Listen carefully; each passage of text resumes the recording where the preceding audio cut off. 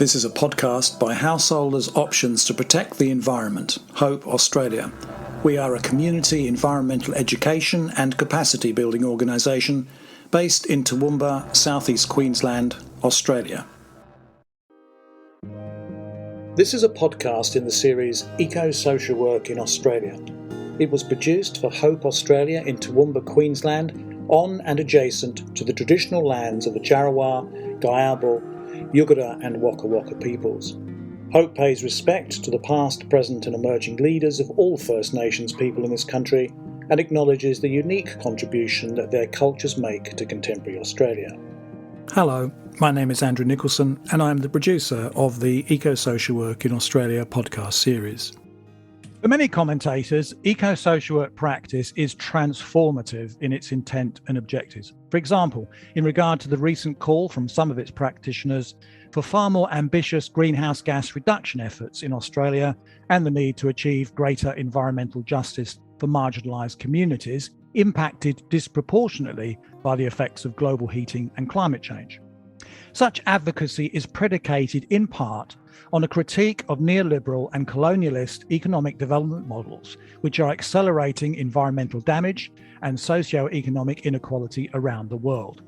And such advocacy also draws on a broad range of interdisciplinary understandings to help reframe the focus of necessary social work interventions in response to such challenges.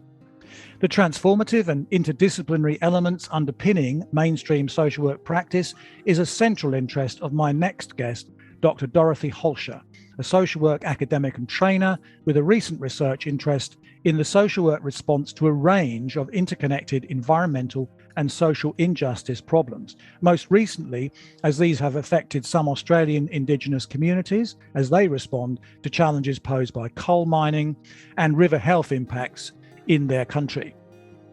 In today's interview, we talk about some of this research and its implications for mainstream social work practice. We also talk about another of Dorothee's research interests concerning the ways in which a more critical and transformative focus can be brought into social work training. She cites the work of the influential thinker Nancy Fraser as an important influence on her own practice in this area. So after that very lengthy introduction, Dorothee, a great welcome to you. It's an absolute pleasure to talk with you today. Well, thank you, Andrew. It's my absolute pleasure to be here as well. Thank you for including me in the series, and hello also to the listeners of this podcast. As is now becoming something of a tradition in this series, let's start the conversation by asking you to give a more comprehensive self-introduction. Perhaps give us some milestones along your professional journey to date. And in that process, can you give us some idea about how you developed your interest in the interconnection between physical environment and social justice concerns and the need to apply a more critical and transformative lens to contemporary social work practice? Well, I have a history of practice that actually rests outside of environmental social work, as it is rooted rather in the field of migration, even though we all understand that the two dynamics are very much intertwined, increasingly so. I've lived and worked most of my adult life as a migrant myself, and I suppose in that way I can best describe myself as a nomadic social worker, both literally as I've never quite settled anywhere, but also in the sense of a nomadic subjectivity, as Rosie Braidotti would define it. I've always had an interest in questions of power and justice, with my first research that was for my honors being concerned with processes of political in and exclusion of migrants in local politics in a German city called Dortmund. My master's thesis analyzed post-apartheid policy changes around the financing of welfare services in South Africa. And finally, my PhD focused on the implications of cross-border migration on social work's understanding and conceptualization of social justice. None of that is yet about environmental social work, but we will come to that. In the context of my PhD, I became very much convinced of the merits of Nancy Fraser's work for social work. Even though her theorizing around social justice at the time, she had not yet begun to touch on the ecological dimension. That only really came in the last decade. In terms of my own intellectual development, I'm particularly indebted to Vivian Bozilek. She was my PhD supervisor, but she also introduced me to a number of philosophers, including Nancy Fraser, whom I greatly admire, but also including me in research projects on not just social justice, but post-humanism and post-anthropocentrism, which certainly sensitized me to the problems surrounding human sense of exceptionalism and humans' intricate interweaving of their existence in the wider environment, which is far more than just social. So when Nancy Fraser started publishing her critique on capitalism and on capitalist crisis and on the role of humans' flawed relationships with non-humans, I was certainly increasingly receptive to the environment aspect of her work than I would have otherwise been. Wow, Dorothee, I'll tell you what a CV. That's incredible. And just, picking up on the momentum of that, I want to continue the interview by asking you to expand a little on that last point you made there, particularly that interest around the interconnection between human relationship to the physical environment and associated social justice concerns. I know one of your recent research explorations has been around a very fascinating topic of what it means for humans to relate responsibly to non-humans, including inanimate beings, inanimate objects, particularly within context of environmental crisis. I understand that you and a colleague have researched Indigenous ways of knowing and how this can link within a social work context to critical post-humanist and post-anthropocentric framings of social and environmental justice problems. So given the relevance of that area of interdisciplinary research that you've been across fairly recently, and it's also its alignment to eco-social work interests in terms of human physical environment relationships, can you give us an overview of that research, perhaps its purpose and findings in summary? Yes, a couple of things I want to say up front here. Number one, possibly research might be a misleading statement to the extent that many of us consider research the act of going out, collecting data via interviews or whichever way, bringing it back to wherever we do our work, analyzing it and coming up with something. To the extent that we throw the net much wider and much deeper, our conversations, our mutual learning, our mutual engagement is, of course, also a form of research because it's a kind of deep interrogation. And I think this is really what you're referring to in that question. And so here I want to also acknowledge that I'm really, really indebted to a colleague of mine, Woods, who himself would not denote his own understanding as post-anthropocentric or post-humanist, but rather indigenist. So I'm quite indebted to him. And so this is probably the best example I can use here.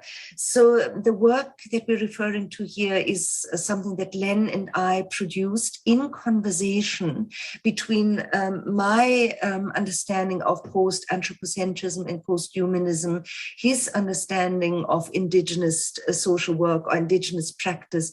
And we did so having been invited by Bob Pease and Vivian Bozilek in their very recent, I think this year's edited volume on post-anthropocentric social work as an emerging field.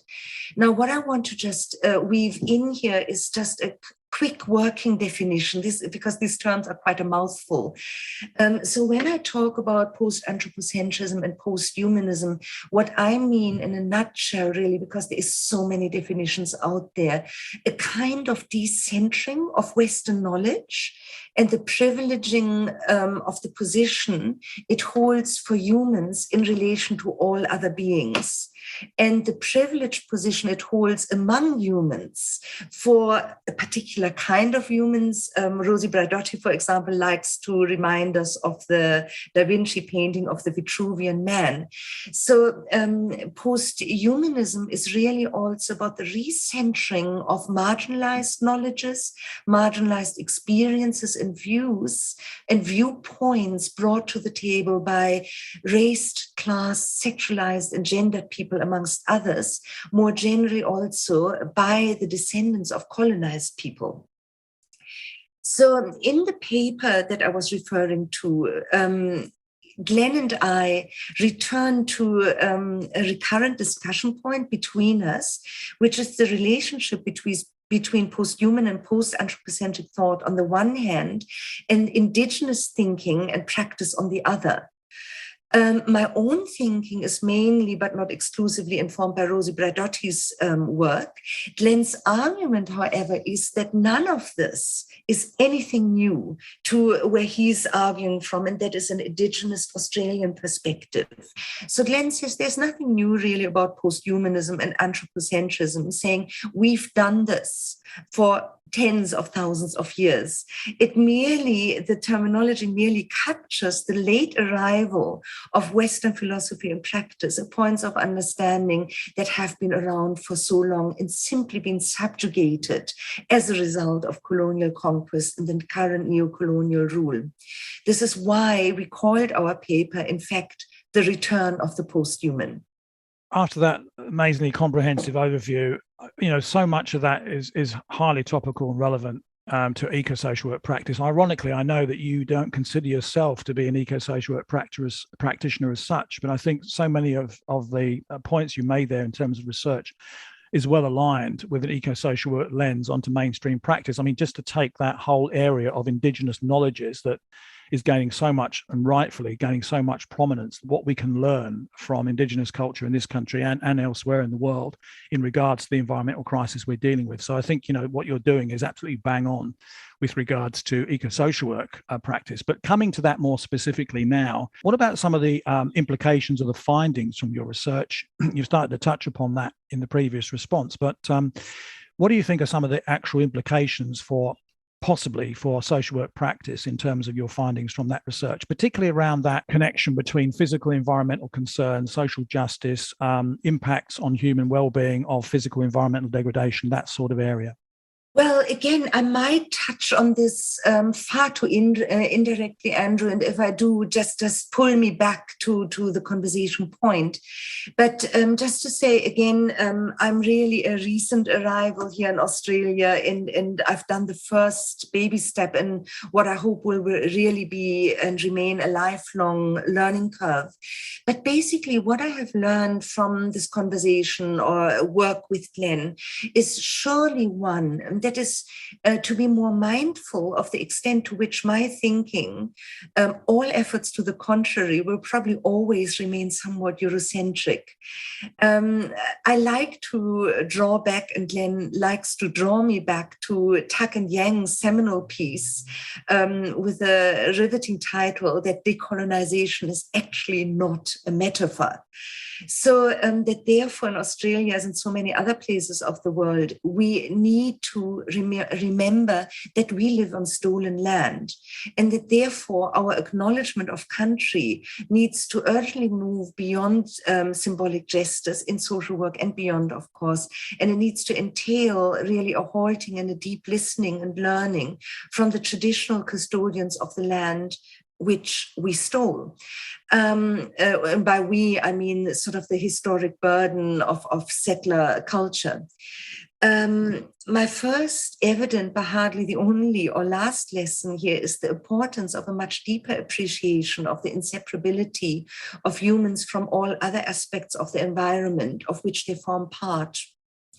Now, more specifically in social work, this has serious implications for understanding of expertise and for how we approach the question, such as the makeup of our service user base, the relevance of formal Western educational certificates when it comes to intellectual and professional authority, and the extent to which our professional responsibility entails asking respectfully for, receiving and listening to those whom we far too often reify as receivers of services, as problems, as associated with problems, then rather than the providers of help and services, knowledge and understanding.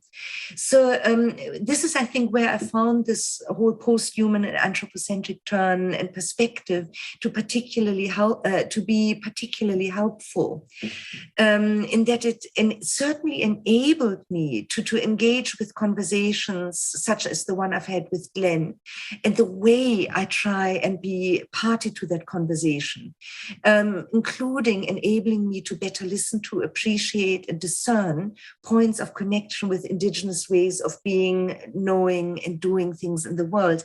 So basically, in a nutshell, Andrew, I suppose I'm skirting around the fact that I don't think I have the answers. What I think I'm referring to is, if we're serious about environmental social work, a good point is to let go of a desire for being experts and professional experts, but by sitting down, slowing down, sitting back and actually engaging and listening and learning. So to be open to answers that clearly Western knowledge has failed to provide, as current living conditions and developing crises would suggest. Yeah, fascinating. And I think, always in this series, trying to link back, what some might consider a specialist eco-social work take on stuff. But in fact, a lot of the principles you talked about there are very much core to traditional mainstream practice. I mean, the ability to be critically aware of your own positioning with regards to clients of any kind, in regards to possible power relationships, to be able to explore the untested assumptions, and perhaps, as your colleague suggested, assumptions that should have been tested a very long time ago and probably have been, but that testing has been forgotten or conveniently boxed away. But the critical thinking social worker exploring this stuff, exploring their positioning in regards to a whole series of client groups, with particular relevance, of course, to Indigenous culture and Indigenous clients or groupings, has particular relevance to that. Before you move on, yeah. I think just to intercept there, again, there is probably a little bit of critical reflexivity necessary. A lot of people have asked me, well, what's the big deal about post-humanism? There's nothing really new about it, is there? And I think there, again, it's important to consider what you just said, that of course, post-humanism is a further development in and post-anthropocentrism in a long traditional tradition. And Rosie Braidotti specifically refers to her brand of post-humanism and post-anthropocentrism as critical post-humanism and post-anthropocentrism. So it really stands in the line of a long tradition, and we stand on the shoulders of giants in many ways. But it also takes it to a new level, to a new depth, and widens it out to include the more than human, the other than human, the beyond human, and appreciates that we're only just beginning to understand the extent to which modesty is required and humility. Fantastic encapsulation there, Dorothee. And just staying with this whole, theme as it's emerging here of the importance of critical reflection in any profession, come to that, but certainly in social work, and also the influence of some of the giants, if you like, some of the major movers and shakers in terms of theorizing and practice. I know another current research interest of yours and colleagues is the importance of transformative social work pedagogy that, has also significant alignments with the principles of social work education and training for eco-social work practice, but in the mainstream as well. And can you give us some insights into some recent, very interesting collaborative research you have conducted around the topic of Nancy Fraser's scholarship, this leading thinker and researcher, and again point us to the implications perhaps of some of the findings from that research for current and future modes of social work training? Of course, it's a huge topic, and you're quite right. I think when it comes to questions more specifically of social justice and the role, amongst others, I've got a couple of favorite theorists, but Nancy Fraser is certainly at the top list of my favorites. So my heart jumps a little bit because I get very excited. So Nancy Fraser, I'll try and unpack that as I sort of go through my own experience of learning from her. I would really advocate that Nancy Fraser's work is absolutely useful material to be included from the very beginning to the social work curriculum.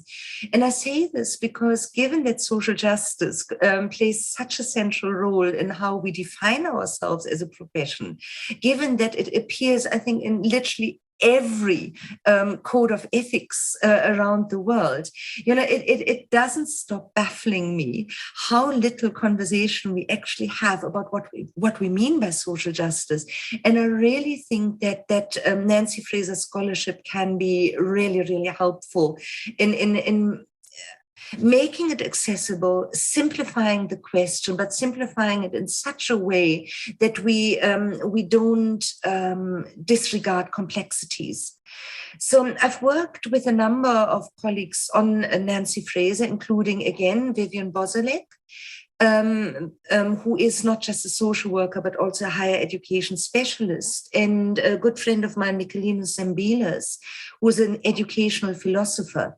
So together and apart, we've employed Nancy Fraser within a number of contexts. And just to say that Nancy Fraser is actually a political philosopher. So her writing goes beyond social work. And I see one of my roles in terms of scholarship to make her accessible and usable within social work. So we've applied Nancy Fraser in a couple of contexts and fields of practice, including social work education, but also more specifically, which remains a passion of mine, social work in the context of migration.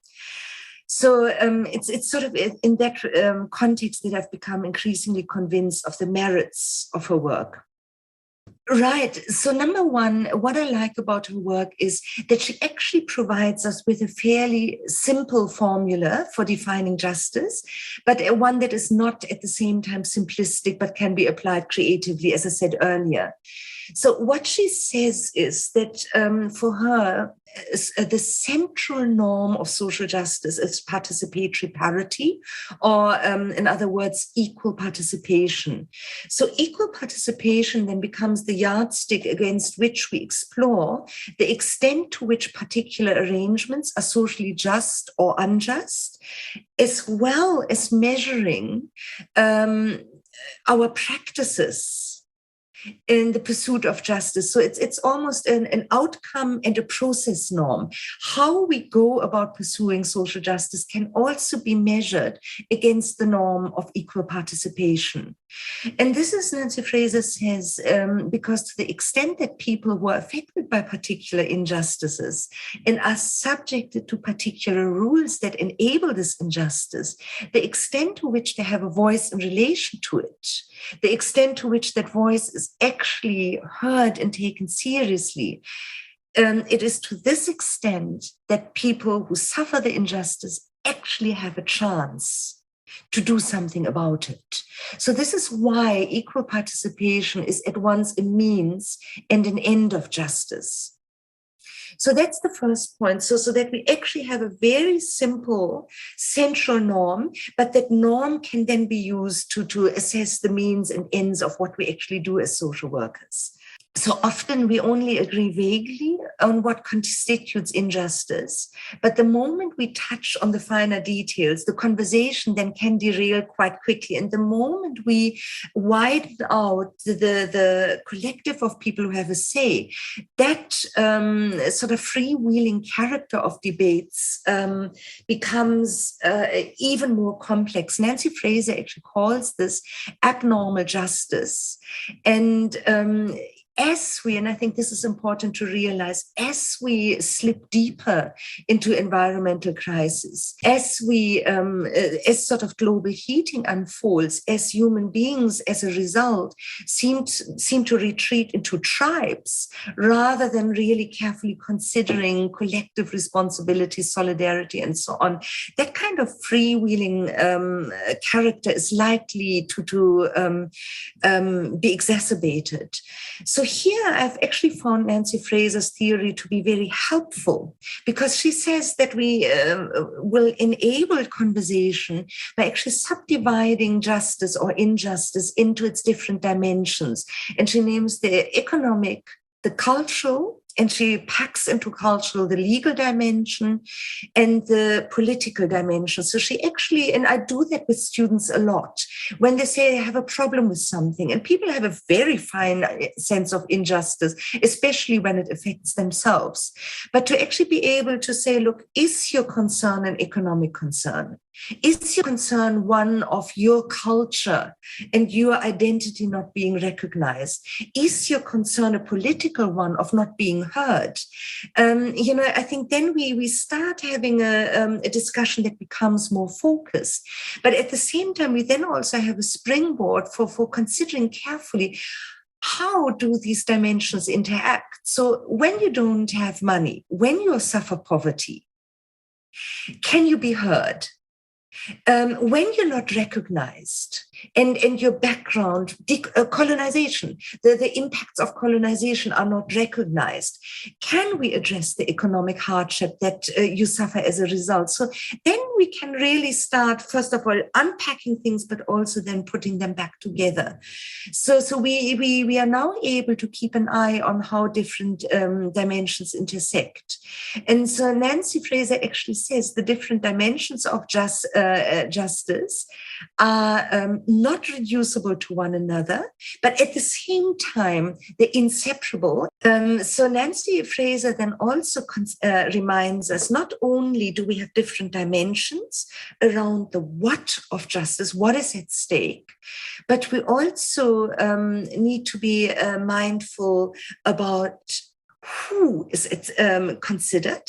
So in sum then, what I could say, bringing it back to the question of environmental crisis, I think the environmental crisis, the global heating we're experiencing at this point, draws our attention to the extent, depth, and complexity to which these different dynamics and dimensions of justice interact, from the personal at the local right up to the political global level together. And Nancy Fraser then provides us a helpful grid, A, for understanding, and B, for figuring out how to begin to respond to social injustice. And this, of course, is important for social work, but not just for social work, but for civil society more generally, and for all of us who take our citizenship seriously and continue to believe in emancipation, anti-oppression, and so on. So in that way, Nancy Fraser's work is relevant to how we as social workers think about going about questions of environmental injustice, who is impacted, and who gets to have a voice in relation to its causes and impacts, and so on. Listening to the way that she's analysed, the social justice issue, the various species, if you like, of social justice, the way that is so helpful in explicating, particularly around student work and stuff like that. But just to play devil's advocate here a bit, this is a show and a series about eco-social work practice. You've referred several times there, but if I understand this correctly, but correct me if I'm wrong here, Dorothee, Nancy's theory of justice isn't spending so much time on the environmental dimension per se. So I just wonder what you might have to say about that. I mean, you've been talking about her excellent assessments and tools, if you like, conceptual tools that she's brought to the field. but around this aspect of, person in environment, part of this whole debate around the foundational metaphor of social work has been person in social environment. The actual social aspect of this has been assumed, it hasn't been really questioned until recently within the eco-social work context. So the missing the missing element of the physical environment. It's interesting that, if I understand it correctly as you're talking here, her work hasn't focused so much on the physical environmental dimension. So do you have something to say about that? Yes, in fact, I think I can respond with kind of a two-pronged approach. On the one hand, on the other hand. So on the one hand, I do personally think there is a shortcoming of a theory of justice emerging here.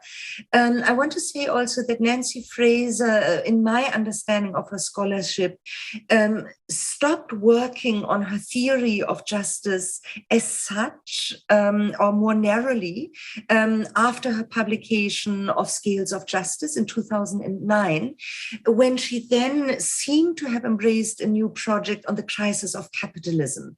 So here then comes in the two-pronged approach. So on the theory of justice, I do see a shortcoming, and that is the question of the environmental dimension, because as you correctly say, I agree with you there, Andrew, it doesn't appear in its own right. And my previous response suggested that again, sort of, I take a very indirect approach to it.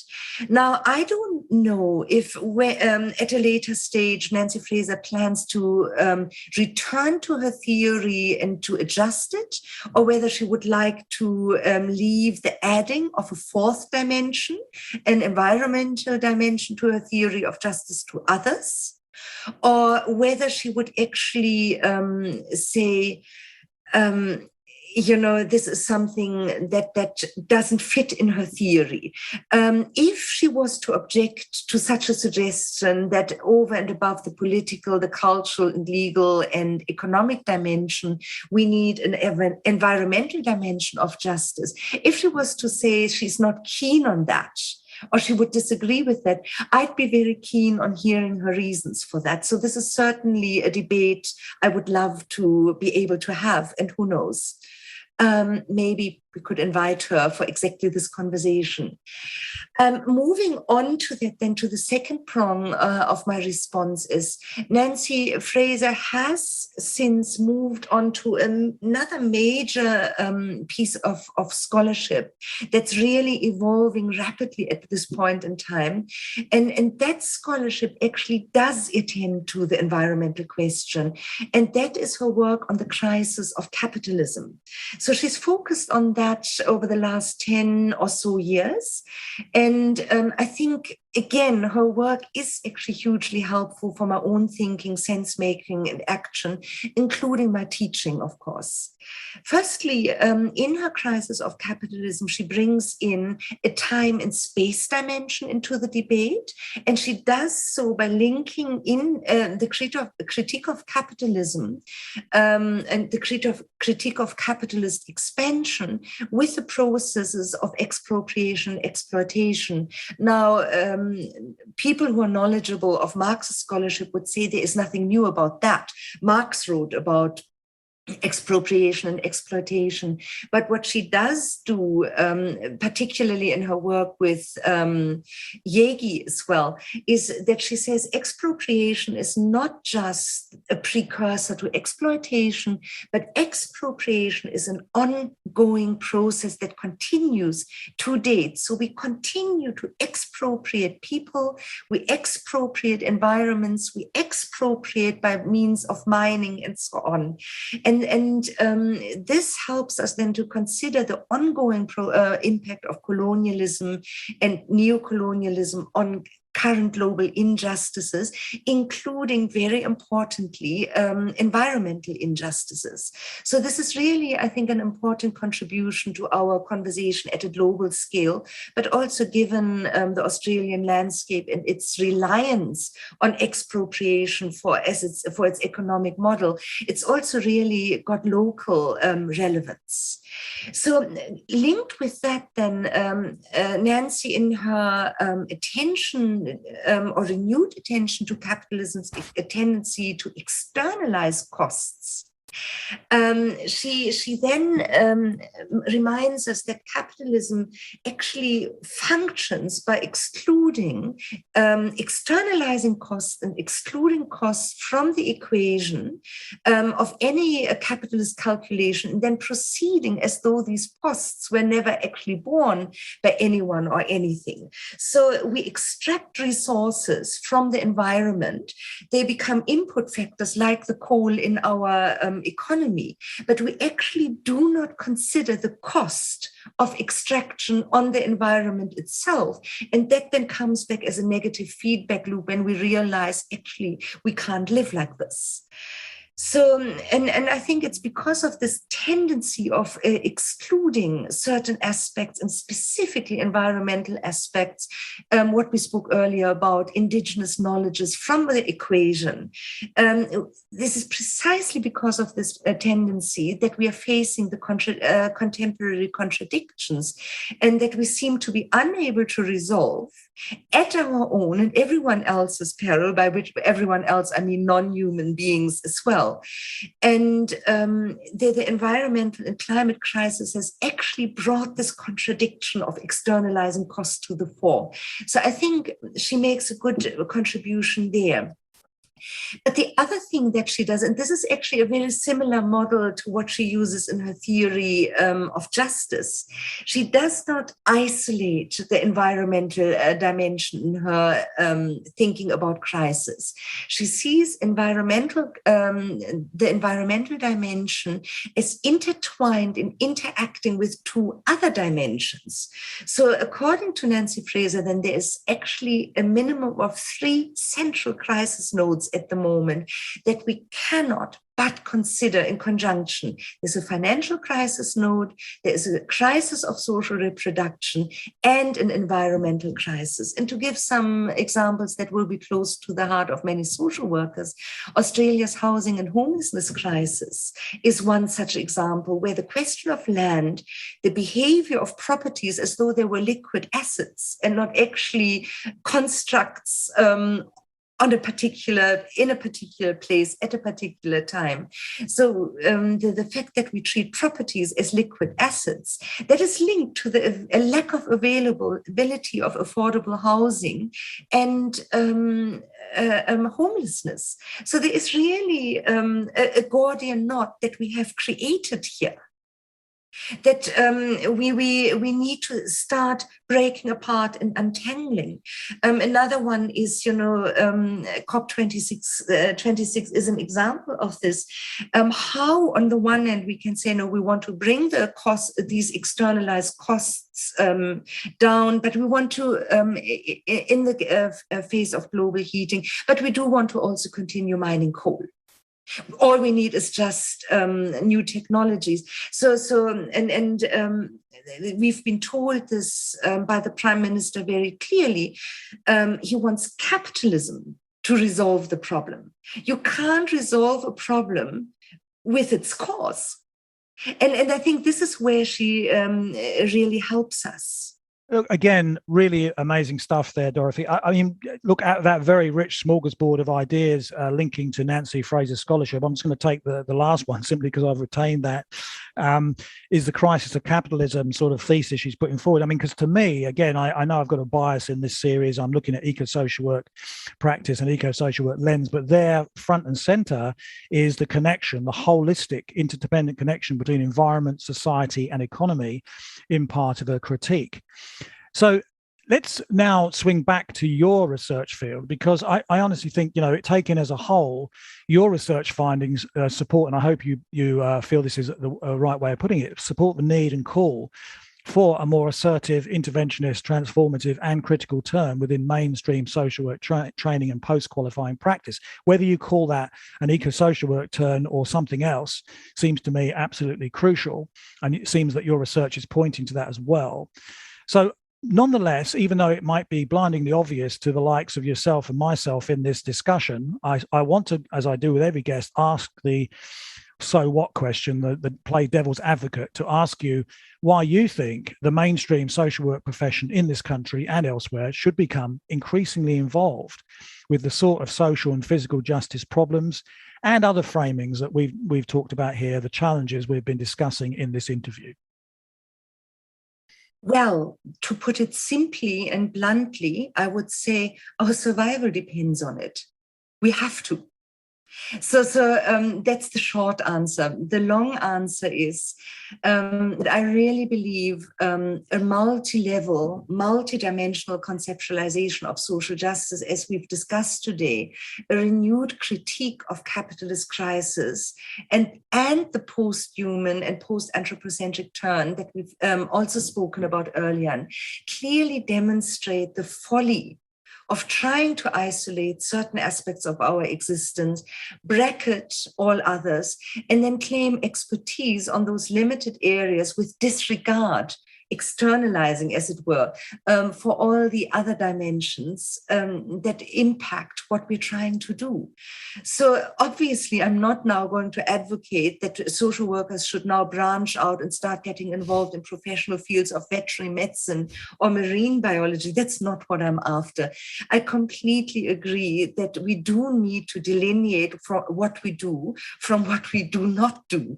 However, we cannot do so disregarding all else, and how our particular focus is in fact entangled and embedded in complex wider systems. I think that's what I'm after. So to do so, I think we need to appreciate the interdisciplinary nature of the unfolding global and environmental crises, and how our local context is both implicated in and affected by it. We need to be more critical about the fact that our professionalization is constructed around only one particular crisis node, which we just cannot fully understand, let alone respond to in isolation. We need to also appreciate that over and above a professionalization, social work must also be seen and see itself as part of wider civil society, and how we adjust that lens when so many social workers are indeed employed by the state. Maybe that should form part of the necessary reflection and debate that we should have. Finally, we must never forget, as we said earlier, that social work in Australia operates on stolen land, the traditional custodians of which are still around. And this then takes us back to the conversation that Glenn and I have been having in the return of the post-human. The take-home message here is that there will be no well-grounded, and well-grounded I mean in the proverbial and literal sense of the word, there will be no well-grounded environmental social work without us taking a step back in time, halting, and trying to restart with the act of deep listening and learning. Wow, Dorothee, look, I couldn't agree more with your explanation here. I think you've nailed the justification for professional change to the mast, to use a rather disjointed metaphor. So let's now take what seems to clearly be our shared consensus and apply it to some future thinking. Okay, this is where the guests are allowed to be a bit lateral thinking and creative in their thought process, particularly so. I'm a fan of the concept of prefigurative change and using processes such as visioning of preferred futures and backcasting to help develop change strategies and new narratives for progress. So in that light, I ask each of my guests now to think ahead, to actually think about the short to midterm future, say the next 2 to 10 years, and suggest, if possible, some steps that link to the ideas that they have brought forward in the discussion, and possibly some immediate steps in the immediate future. So the next 2 to 10 years, for you, Dorothee, building on our discussion of your particular research and teaching interests, what do you think the future could hold for a more critical, transformative, interdisciplinary and socially and environmentally just role for the social work profession, the mainstream in Australia over that time period, somewhere around 2 to 10 years? Look, I think if we really make analysis and looking back our starting point, I must admit that I am a little bit pessimistic, because I really think that globally humanity has painted itself into pretty much a tight corner at the moment, and it will be difficult to get out of it, which the COP26 negotiations have just shown.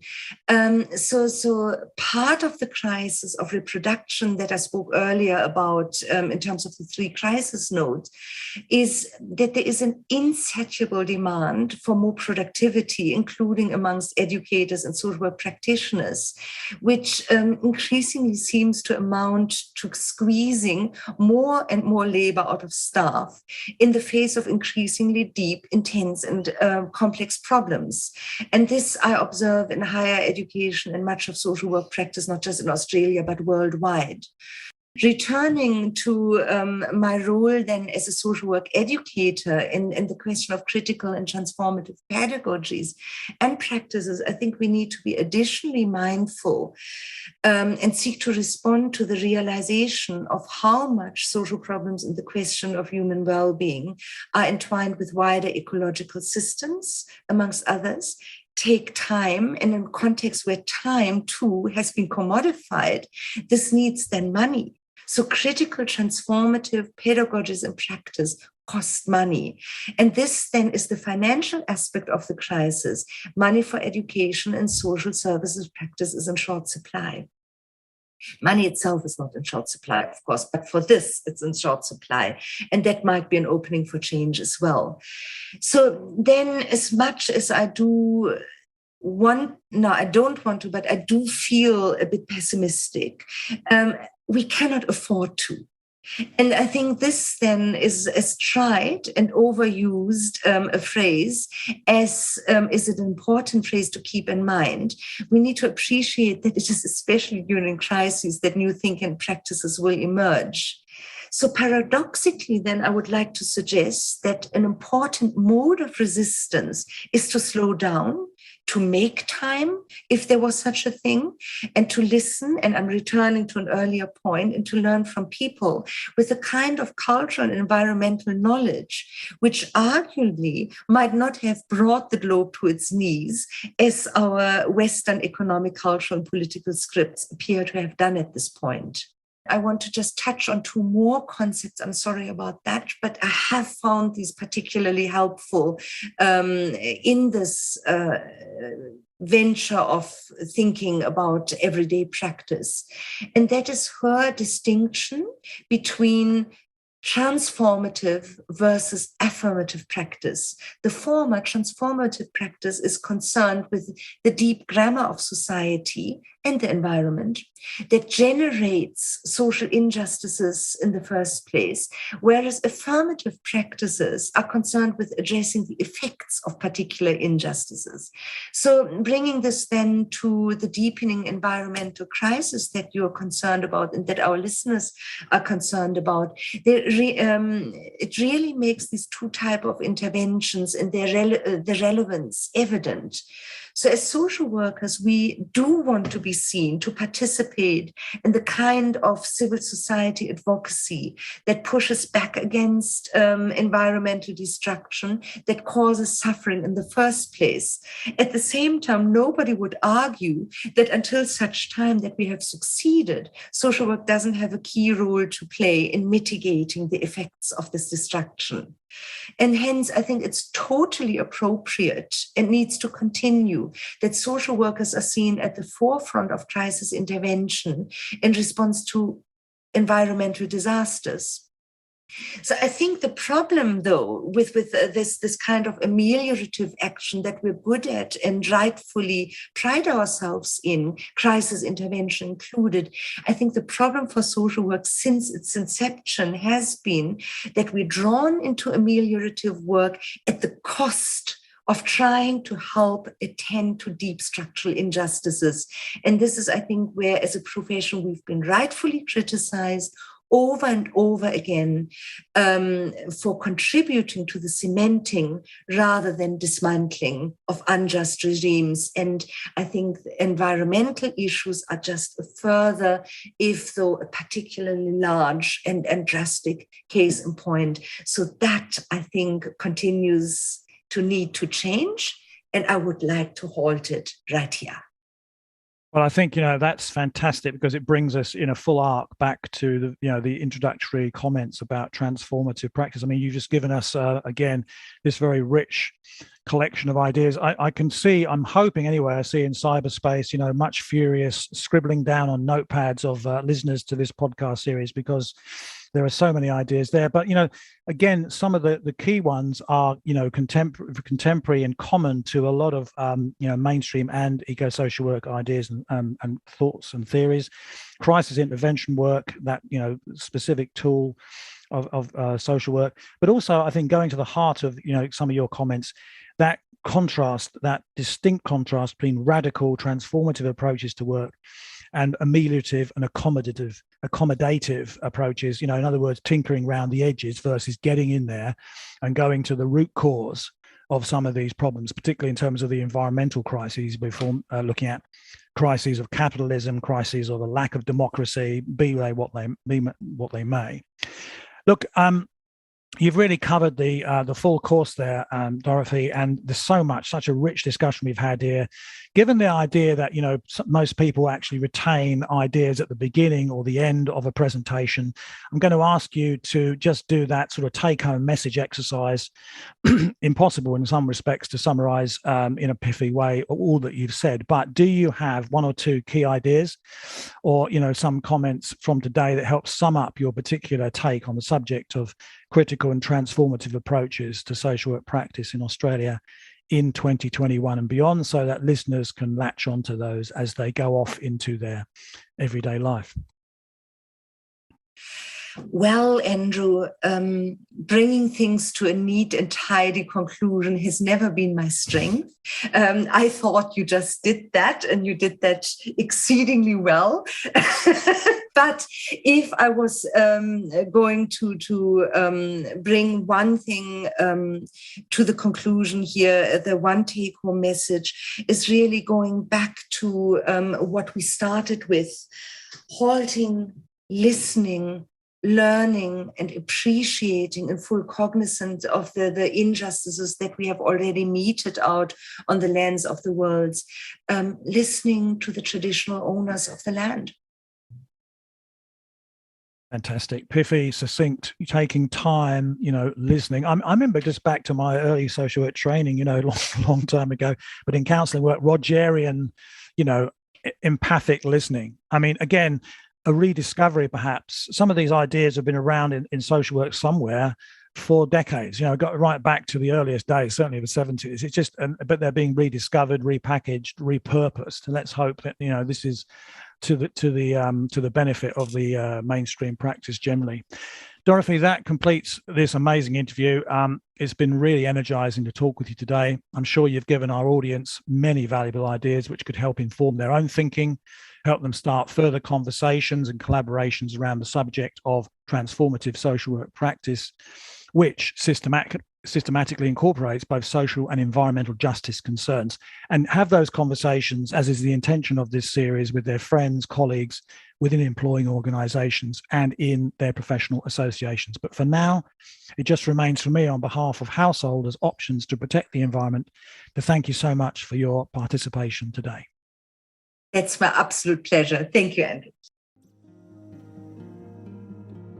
You've been listening to a podcast episode in the series Eco-Social Work in Australia, produced for householders' options to protect the environment. Please consult the episode text notes for possible references to topics discussed and relevant contact details should you wish to respond to anything you've heard. My name is Andrew Nicholson, producer of the series, and thank you for listening.